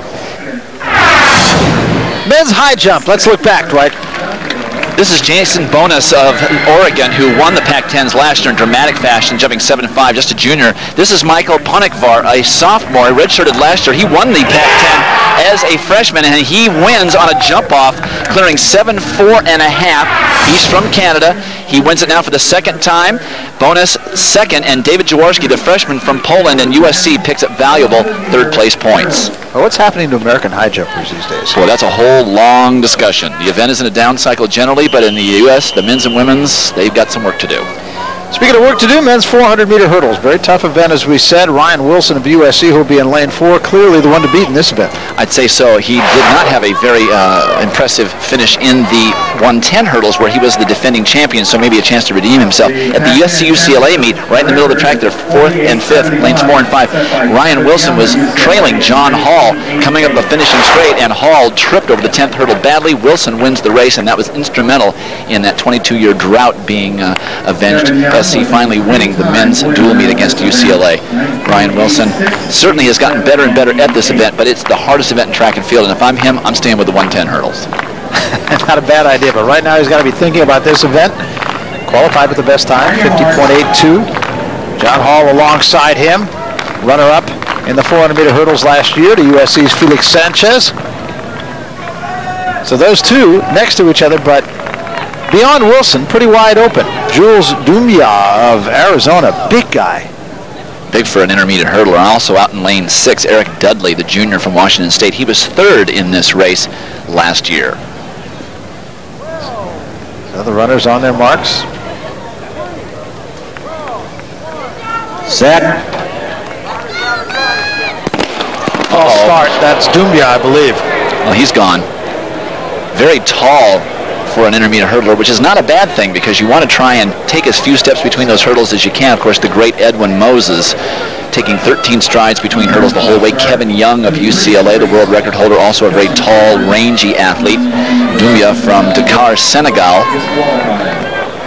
Clearly a false start, as was it clearly a false start for Angela Williams. This one probably a little more clear than that, and a start not nearly as important in the intermediate hurdles as it is in the 100 meters. And now Wilson is having a discussion with the starter, and now they agree that it was Dumia. I think they started to take Wilson off the track or tell him that he had to leave, and now one of the other officials corrects the starter and says, no, it was lane 3, not lane 4. But that's just a little something else that you got to think about. Exactly, and they are not happy in that the starters here have been holding the athletes a long time. Here's my comment on that. Most starters start a lot of athletes too quickly, and they get in a rhythm, and the athletes can guess the gun. It's a little more dangerous at the collegiate level because if you guess wrong, you're out of the race. But I have to say in defense of the athletes, these starters have been holding these athletes a little on the long side. So we'll do this all over again now. On the inside, Santiago Lorenzo of Oregon, John Barbieri of UCLA running in lane number 2, and now there's nobody alongside him as Dumia with the false start was in lane 3, now he's gone. Ryan Wilson, the favorite in the race, lane 4. John Hall of UCLA, co-favorite, lane 5. And then Eric Dudley of Washington State, whom you mentioned as a dark horse here. In lane 6, Ahmad Wright of California, lane 7. Tim Overfield of Oregon, lane 8. this is just the way they lined up at the dual meet with Ryan Wilson inside John Hall. Hall just cannot catch a break and get inside Wilson. Set. Fair start, very even start. Hall got out pretty well.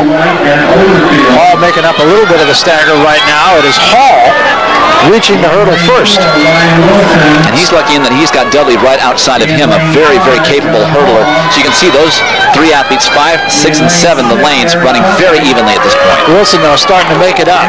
Wilson and Hall hit right at the same time. And Wilson coming up with just about every stride now. It is going to be on the outside, Dudley of Washington State. Wilson is right there at Hall. It's going to be Dudley, Wilson, and Hall. Dudley hit that hurdle first, very close across the middle of the track. And now it's going to be Wilson. Wilson hit a hurdle. It is Wilson. Hall tying up just a little bit. Dudley now may have the lead. It's going to be Dudley ahead of Wilson. It'll be Dudley at Washington State wins it. Wilson second. Hall finishes third.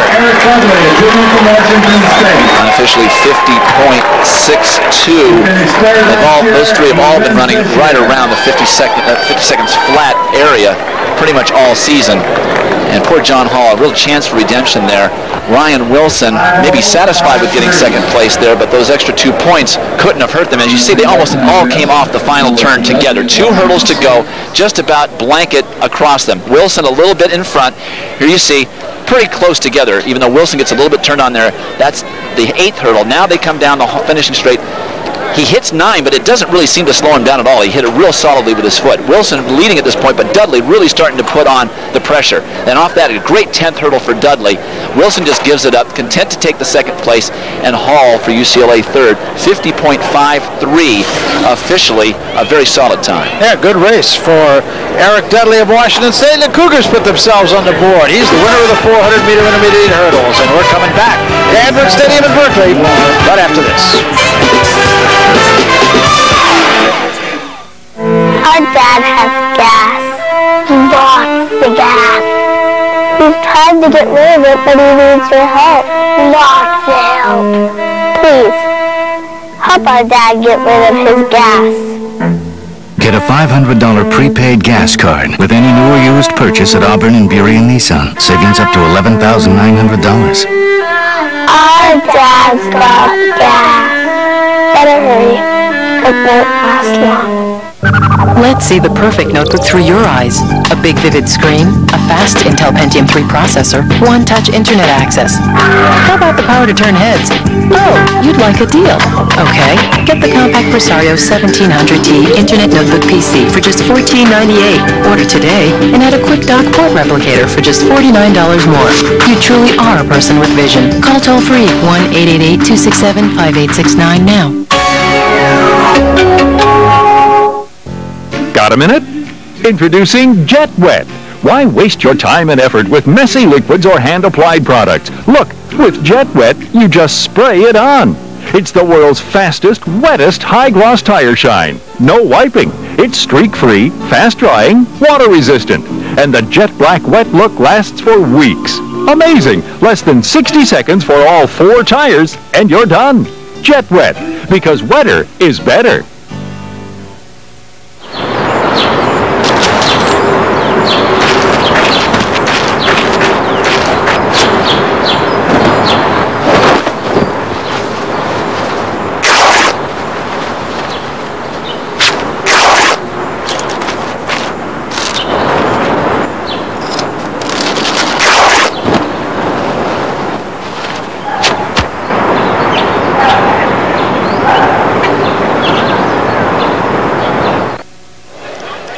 So we come now to the women's 200-meter dash, and this one should be highly competitive. A couple of people have been waiting for each other. Angela Williams and Shakita Jones, they saw each other after a fashion in the 4x100 relay, but Williams ran the first leg and Jones ran the last leg for UCLA. Jones will be in lane number 4. Brianna Glenn, who's already had a very successful meet, winning the women's 100 meters. Angela Williams, who would have been the favorite in the 100 meters, now will have to be content with this race. She's an excellent starter. Williams running in lane number 5, and we get somebody say just a minute here. You got the 400-meter winner in Adia McKinnon, the freshman down in lane 2, and then the winner of the 100 with Brianna Glenn right next to her. But the one chance we get to see Shakita Jones and Angela Williams go head-to-head. Williams is the defending champion in the 200 meters as we look at the 100-meter winner, Brianna Glenn. I remember her thigh was pretty heavily taped, and she was third in this event last year. Williams twice the NCAA champion at 100 meters, and she did win the Pac-10 in 200 meters last year, and there's thoughts that she might run the 200 at the NCAAs because the Trojans feel they need every point they can possibly squeeze out of this team in order to win that elusive NCAA championship that they did miss last year. And of course, this is not her best event by her own admission. She feels much more comfortable in 100. Shakita Jones, on the other hand, while she's very adept at the 100, doesn't feel any more so than in this event, and ran a victorious ankle leg already for the 4x100 women's relay team. Fourth in this event last year. Look at Brianna Glenn. A fair start, a false start. Now, who was it? Could it have been Williams again? I believe it was one of the USC runners, but I'm not sure which. Brianna Glenn didn't look to be completely set in the blocks, and that gun came a little more quickly than it has been coming in the sprint events. And I've said it so many times that this is a rule that should be adopted for the international event. There should be no false starts allowed. Really cut down on the amount of guessing that is done and the amount of games that are played amongst the sprinters. And it looks like they're talking to Brianna Glenn. It sure does.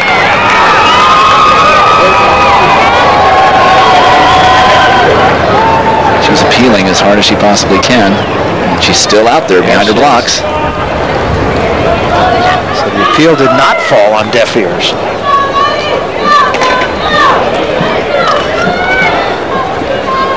Let's see if we can pick up exactly what happened. She did not look to be set at the top of the set position to me, but we're a long way away, and she certainly did stumble a bit, and that was out lane 4. Did stumble. That was Shakita Jones, so that is actually a reprieve for Shakita Jones because she got a horrible start. So we'll do it all over again. Angela Williams certainly has to be thinking about her false start, her first ever false start in the 100 yesterday. And Jones has got to be thanking her lucky stars that that last one got called back. It seems as though everyone remains in the race. So we'll do it all over again. Williams lane 5, Jones inside her in lane 4.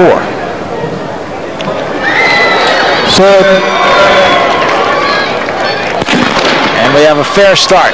And Williams with a terrific start. Williams with a big jump right here early in this race. Now the question, could she manage it around the turn? It is Williams. Jones running in third place right now. It's Brianna Glenn coming up. It is Williams and Glenn with Jones trying to make a late run. Williams trying to hold off Glenn. Don't think she's going to do it. Glenn, Williams, and right there for third place, Kinshasa Davis of USC with a big run late, but Glenn with a double. Well, from having a heavily taped thigh and we were wondering certainly how effective she might be able to be, and then getting an admonishment, it appeared, from one of the starters as to her not coming to a full set position. Angela Williams leading off of the turn. You can see the smaller athlete out there by herself in lane 5, but all the running happened in the last 100 meters. Brianna Glenn really actually running technically better in the 200 meters than she did in the 100 slightly. She's a little bit unstable with that upper body, but she did start to get her momentum moving in a positive direction. There on the right of the screen, she takes over Angela Williams with about 50 meters to go. Shakita Jones making a move, and then out of the corner of her eye, Shakita Jones comes, Kinshasa Davis, comes out of nowhere, gets second and third place points for USC. Shakita Jones back to fourth place like she was last year. Take nothing away from Brianna Glenn, though. A winner in the 100, a winner in the 200. What an afternoon for her. Take a look back at the men's triple jump before we move ahead, right? Vincent Ibia, the sophomore from Cal, went to high school locally here in San Jose, just about 30 miles away, and he jumps nicely into second place. But J.K. Mambo, he won the long jump title yesterday. He was third in the hurdles, and now he wins the triple jump. Mambo responsible for 26 points by himself for the Trojans. And Mambo winning the triple jump handily. Ibia second. Marcus Kelly of Washington comes up for third. A big change in the men's 200 as Jawarren Hooker has withdrawn from this race. We do not have an official report as to why. We suspect he probably tweaked something either warming up or in his 100-meter race. I think that we hate to speculate, of course, but he did not look like himself in that 100 meters, and he's got the NCAAs in a couple weeks, and of course the World Championship trials a few weeks after that. So it opens the door for Marcus Brunson, who was an easy winner in the 100 meters. Brunson will have Andre Ammons of USC on his right shoulder, on his inside shoulder, I should say. And there'll be an open lane on the other side of it. Rest of the field, Stanley Wilson, lane 1, Devin Ward, lane 2 of USC. Lane 4 is Brunson. Lane 3, Andre Ammons. Then it's a gap to Michael Lipscomb of UCLA in lane 6. Philip Pipersburg of California, lane 7. And Pedro Lopez of Arizona State in lane 8. Brunson, center of the track, lane 4. This would certainly seem to be Brunson's race to lose at this point. He's got to have some confidence having won that 100. Fair start, and Brunson does get out quickly. So too does Pipersburg on the outside, lane number 7 of California. But it's going to be Brunson around the turn first. Brunson looks like he's going to win for fun. It is Brunson all by his lonesome. Coming up hard is Andre Ammons of USC. Nobody's going to get Brunson on this day. USC is going to finish second and third, with Ammons and Ward finishing second and third respectively. But Brunson had that race won as soon as they came off the turn. And USC's got to be happy about that finish. The way Brunson is obviously, this is his meet, and we might see more from him at the NCAA meet, but a double winner, 100 and 200, where Jawarren Hooker was certainly favored, and he just won this thing from the gun, ran a very, very hard and intelligent turn, and then just lifted down the home straight. Really has gotten a lot more strength in 2001 over 2000. Was not an effective 200-meter runner last year, but Brunson, off the confidence of that 100 meters and with Hooker out of the field, just decimates this field. But more importantly for the Trojans, Devon Ward and Andre Ammons getting up for second and third. Ammons actually getting second, Ward third, and UCLA with Michael Lipscomb, I think, got sixth. So another double in the sprints. The women's sprints with a double winner, Deanna Glenn, and the men's sprints with a double winner in Marcus Brunson.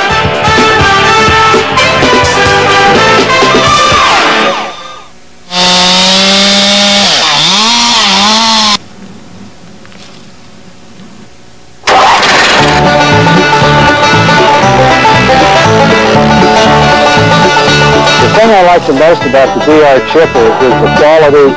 This is a first-rate, what I would call industrial strength piece of machinery for a private homeowner. The DR Chipper is a wonderful machine. I can put a 20-foot long tree in it. It'll take the whole thing without bogging down. DR Chipper will do a heavy wood, a soft wood. I've done cherry, hollies, oaks. It does the job, and that's basically what people are going to put their money up. That's what they want. Something's going to do the job and do a good job, and that's DR.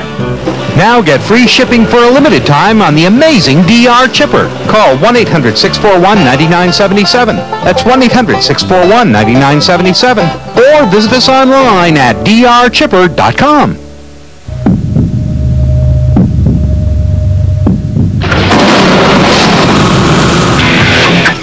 A whole new era in NASCAR has begun. Fox Sports Net is the place to turn for exclusive NASCAR programming. Sunday mornings before the green flag drops, it's NASCAR This Morning. Insights, interviews. It's the best pre-race tailgate party this side of Talladega. Then, Sunday nights at 9, it's NASCAR Victory Lane. From the pole position to the winner's circle, NASCAR Victory Lane has a complete race day wrap-up.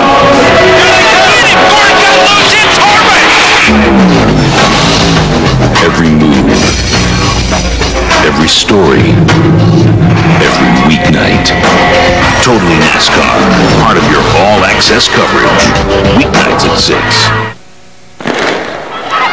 Underway in the women's 4x400-meter relay, and this should be very close competition, we believe, between USC and UCLA, and they may be the two teams fighting it out for the conference championship. Michelle Perry on the lead leg for UCLA. Natasha Neal has already had an excellent meet on the lead leg for USC, and Arizona State could make a little bit of noise in here as well. Courtney Ratliff is the lead runner for Arizona State. So it is 4 runners, 1 lap apiece. And right now, it looks as though USC is in front. Washington hanging in there pretty well. UCLA running in 3rd place. Pretty close competition, actually. Come now to the first pass. Whole first leg is in lanes, then the first full turn they stay in lanes. Then we'll be able to really differentiate who is leading. But UCLA looking very good here with Michelle Perry. She's had a big day. Yeah, great finish for her. USC and UCLA make the pass just about simultaneously. Yasani Williams is on the 2nd leg for UCLA, and for USC it's Carla Estes. Now Williams has the strong 800-meter background. Estes maybe has a little bit more basic foot speed, so this will be interesting. Estes with a big lead right now on UCLA's Yasani Williams. And coming up for UCLA, you got the winner and the winner of the 400, and then in 4th place in the hurdles for both freshmen from UCLA. So they got 2 of their better runners still left to go. They're starting to reel Estes in a little bit too. Coming on hard is Yasani Williams. She's coming up on Estes. Estes continuing to cling to the lead. Williams for UCLA running 2nd. It is Washington State right now running in 3rd place with Eleni Richardson. Handoff now, and USC makes the handoff first, and a very good pass for USC on the 3rd leg. Kinshasa Davis, and she can go. She finished very strong in the 200 meters. She doesn't have nearly the strength for the 400, though, but the freshman, Dia McKinnon, who's having also a great meet, the winner in the 400 meters, just a freshman, and she has already got tremendous confidence. She ran well in the dual meet. She's running well here, but things are starting to tighten up just behind them, too, as well, with Arizona State. And is that Washington State? Yes, it is, with Angelita Green of Washington State running right there, and now passing her and moving into 3rd place is Orlando Davis for Arizona State. So this could be a little bit closer than people might have thought. There's a drop baton by USC, and they're going to be out. That is just huge, just huge. But Davis is not getting back on the track and running. I mean, a couple points here and there could still make the difference. This is huge for UCLA as they hand off to Sheena Johnson. Now, I'm not sure if she just flat dropped it or if somebody bumped her. We'll have to see perhaps on a replay. And now UCLA just has to stay on the track to win this. Sheena Johnson on the anchor leg. And for Arizona State, that is Joni Smith, the sophomore, who is actually closing the gap, but she may be spending her entire race trying to close that gap in the first 200 meters. Johnson, nice, easy, relaxed stride. Coming up hard, though, is Joni Smith. About 5 yards between the two as they head into the final turn. USC dropped the baton, just dropped it on the middle of the 3rd leg. Still running pretty good shape is Joni Smith, but Sheena Johnson looks as though she's going to have enough to hold off Joni Smith at Arizona State, and UCLA is going to win the women's 4x400. USC actually has moved into 4th place, and that point could mean something. No question. That's why Davis not really getting up too quickly, and maybe she was hurt. I don't want to take anything away from her, but in the way things work out, 1 point here and there so often makes a difference. As you see Brigitte Langerholtz finishing for USC. Let's see if we can figure out exactly what happened. They were awfully tightly bunched. 4 schools running. Here's Kinshasa Davis. She sort of flails wildly with her arms when she runs. And it looks like it just got knocked out of her hands, maybe even by Dia McKinnon might have been involved. That might be a protest. Could have been. I thought it was rather inadvertent. I really would have thought that the fault would have been a McKinnon. We'll come back, find out.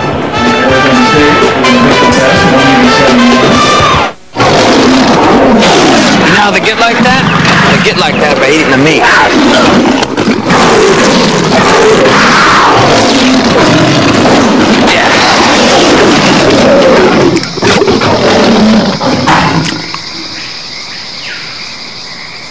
Whopper says carnivores prefer flame-broiled. In the land of burgers, the flame-broiled Whopper is king. Escape to a taste of the tropics at the Silver Dollar Casinos to dine, save, and play. Enter at any Silver Dollar Casino this month for the guaranteed hotkey Jeep Wrangler giveaway May 30th, sponsored by Hewling Brothers. Silver Dollar Casinos. Enter today. TV's most spectacular nightly half-hour show. Sports' most dangerous moments. Can you believe that? The most gut-wrenching, jaw-dropping sports highlights caught on tape. You've got to see this. Weeknights at 11 on Fox. Few careers match the excitement and earning potential of selling television advertising. Adelphia Media Services, a leader in cable television advertising, is looking for energetic and enthusiastic sales professionals to join our team. If you're success-oriented and have a dynamic personality, maybe you should be in television, selling ads on America's premier cable networks. For more information on this exciting opportunity, call our regional office at the following number.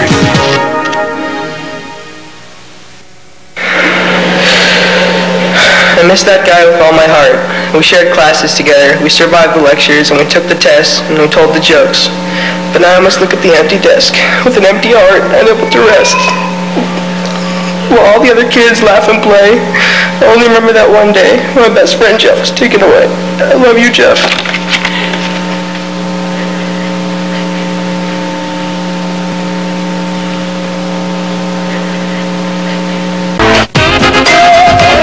Watching Fox Sports Net. Men's 4x400-meter relay, our last event on the track, and we are underway. And the two teams to watch, Arizona State running right now in lane number 4, and alongside them, the USC Trojans. And a quick start by Vince Jones of Arizona State has already made up quite a lot of the stagger on the Trojans. Jones running extremely well on the takeout leg. And it's all over with the shouting here with the 4x400 relay. Stanford has won this thing. USC second. UCLA really fielding a weak team in this 4x4 to save their guys for the NCAAs in a couple of weeks. 3 freshmen and a sophomore running for the Bruins.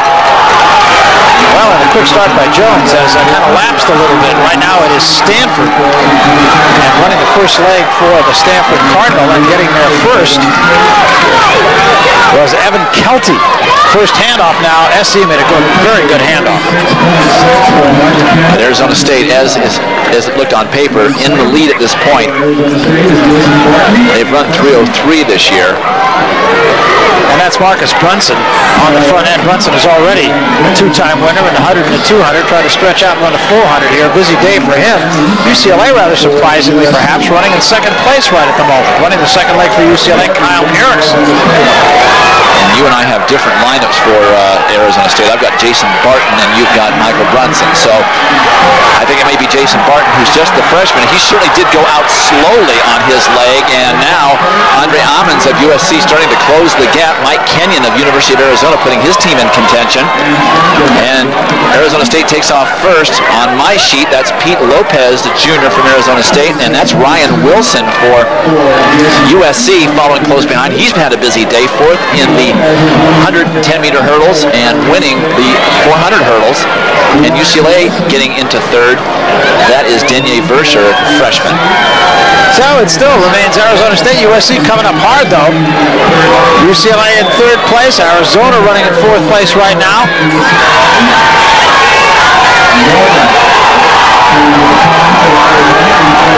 And now the Trojans started to come up here.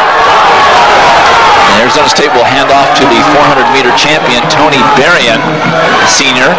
And USC handing off to Kevin Elliott, who did a nice job breaking up a Stanford sweep in the 800. He does have great 400 speed. A little collision there between UCLA and Arizona. Somebody lost a shoe. It's the UCLA runner, Warren Rogers, who is running without a shoe. He will have a sore foot later on this evening. Not going to bother him right at the moment, though, and we'll see if anybody gets taken down for that. In the meantime, Berrien, who won the 400, is just running away from folks here. Talked earlier about what a smooth runner he is. Nice, stylish runner. You can really see it here, and that served him well in the 400 when he came from well back with 50 meters to go and finished strong. Berrien Elliott holding his own for USC, and UCLA will finish fourth. But with that team, that's really not a bad finish. So Arizona State with Berrien on a terrific anchor leg. Elliott finishes for USC in second place. Arizona is third ahead of UCLA. There may be some problem between UCLA and Arizona, though. We'll see, but it won't have an impact on anything. Stanford, though, is going to be the winner of the men's Pac-10 championship. First time since 1927. How about Lou Gehrig from Mickey Mouse? Got it. Babe Ruth from Mickey Mouse? Nope, got it. Anything you want, we got it. Hewling Brothers has made a special purchase of PT Cruisers with over 30 in stock. Huling is all models and colors all the time, all at unbelievable savings at the top of the hill in West Seattle. Are you one of the millions of American males who would like increased sexual energy? If you've been considering Viagra as a solution, consider something different. All-natural Enerx. Clinical studies show various ingredients of Enerx enhance sexual energy, increasing desire, performance, and satisfaction. Enerx is all-natural with no side effects. With Enerx, you'll feel the increased energy within minutes and with no chemicals. We're so sure you and your mate will be completely satisfied. We'll offer you a 30-day, no questions asked, full refund. Enerx stimulates sexual energy by expanding the blood vessels, causing increased blood flow to specific areas of the body. Unleash the power of Enerx now. Call 1-800-428-9360 toll-free, and it will be delivered discreetly to your home. Get results using the safe, all-natural alternative, Enerx.